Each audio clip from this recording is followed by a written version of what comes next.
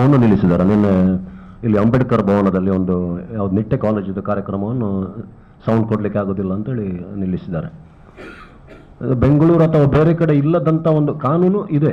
ಆ ಕಾನೂನನ್ನು ಇಲ್ಲಿಯ ಸಂಪ್ರದಾಯವನ್ನು ಉಳಿಸಲಿಕ್ಕೆ, ಇಲ್ಲಿ ಆಚರಣೆಗಳನ್ನು ಉಳಿಸಲಿಕ್ಕೆ ಒಂದು ಸ್ವಲ್ಪ ಸಡಿಲಗೊಳಿಸಬೇಕಂತೇಳಿ ನಾವು ಜಿಲ್ಲಾಡಳಿತದಲ್ಲಿ ವಿನಂತಿ ಮಾಡಿಕೊಳ್ತಾ ಇದ್ದೇವೆ. ಮತ್ತು 10 ಗಂಟೆ ಒಳಗೆ ಕಾರ್ಯಕ್ರಮವನ್ನು ಮುಗಿಸಲಿಕ್ಕೆ ಸಾಧ್ಯನೇ ಇಲ್ಲ.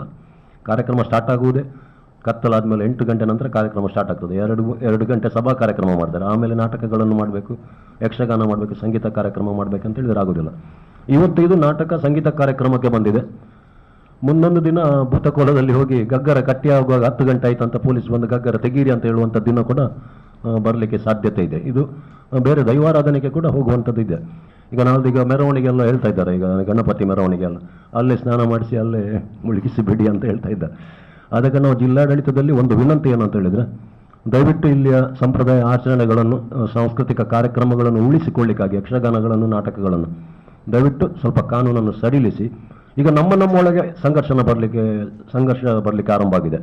ಧ್ವನಿವರ್ಧಕ ಮತ್ತು ಬೆಳಕಿನ ವ್ಯವಸ್ಥೆ ಮಾಡುವ ಅಸೋಸಿಯೇಷನ್ನವರು ಅವರು ಹೇಳೋದು ತಪ್ಪಲ್ಲ, ಒಂದು ಪ್ರತಿಭಟನೆ ರೂಪದಲ್ಲಿ ಅವರು ಯಾರಿಗೂ ನಾವು ಕೊಡೋದಿಲ್ಲ, ಸರ್ಕಾರಿ ಕಾರ್ಯಕ್ರಮಕ್ಕೂ ಕೊಡೋದಿಲ್ಲ, ಇದಕ್ಕೂ ಕೊಡೋದಿಲ್ಲ ಅಂತ ಹೇಳ್ತಾರೆ. ಅವರು ತಪ್ಪಂತ ಹೇಳಿ ಕಾಣೋದಿಲ್ಲ.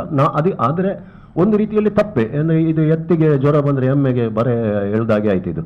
ಅದಕ್ಕೆ ನಾವು ಹೇಳೋದಿಷ್ಟೇ, ಅವರೇನು ಹೋರಾಟ ಮಾಡ್ತಾರೆ ಅದಕ್ಕೆ ಕಲಾವಿದರ ಸಂಘ ಆಗಲಿ, ಯಕ್ಷಗಾನ ಆಗಲಿ, ಸಂಗೀತ ನಾವೆಲ್ಲರೂ ಸೇರಿ ಅವರಿಗೆ ಬೆಂಬಲ ಕೊಡ್ತೇವೆ. ನಾವು ಬೆಂಬಲ ಕೊಟ್ಟು ಒಟ್ಟು ಸೇರಿ ಈ ಸಮಸ್ಯೆಯನ್ನು ಪರಿಹಾರ ಮಾಡಬೇಕು. ಜನಪ್ರತಿನಿಧಿಗಳು ಈ ಕಡೆ ಗಮನ ಹರಿಸಬೇಕು. ನಮ್ಮ ಪರವಾಗಿ ಧ್ವನಿಯನ್ನು ಅವರು ಎತ್ತಬೇಕು. ಅಧಿವೇಶನದಲ್ಲಿ ಆಗಲಿ, ಗೃಹ ಮಂತ್ರಿಗೆ ಹತ್ರ, ಮುಖ್ಯಮಂತ್ರಿ ಹತ್ರ ಮಾತನಾಡಿ ಬೇರೆ ಜಿಲ್ಲೆಗಳಿಗೆ, ಬೇರೆ ಕಡೆಗೆ ಇಲ್ಲದಂಥ ಒಂದು ಕಾನೂನು ನಮಗೆ ಮಾತ್ರ ಯಾಕೆ ಹೇಳುವಂಥ ಪ್ರಶ್ನೆಯನ್ನು ಮಾಡಬೇಕು. ಈ ಕಾನೂನನ್ನು ಸಡಿಲಿಸಿ ಮೊದಲಿನಾಗೆ ಸೌಹಾರ್ದತೆಯಲ್ಲಿ ಇಲ್ಲಿ ಕಾರ್ಯಕ್ರಮ ಆಗುವತ್ತ ಯೋಚಿಸಬೇಕಂತ ಹೇಳಿ ಈ ಮೂಲಕ ವಿನಂತಿ ಮಾಡಿಕೊಳ್ತೇವೆ.